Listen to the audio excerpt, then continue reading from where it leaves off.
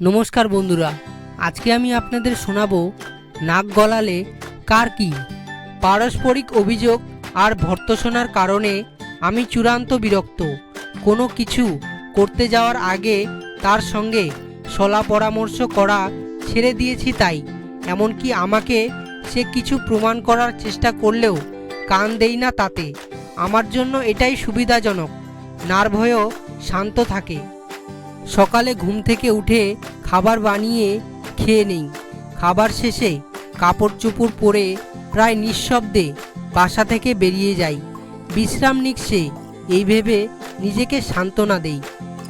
অফিসে মাঝে মধ্যে মনে পড়ে তার কথা, মূলত একেবারেই বেমক্কা ভাবে এবং অসময়ে। তারপর কাজের চাপে আবার তাকে ভুলে যাই।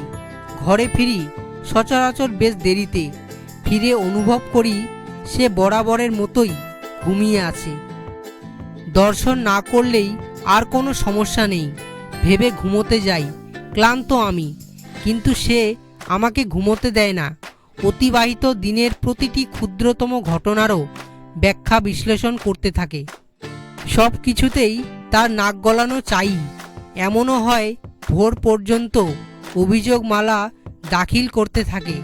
সে আমার বিবেক। লেখা দার্শনিক এরদিনেভ। 2. সবাই খুব হিংসা করে আমাকে, আমি কিন্তু কাউকে করি না।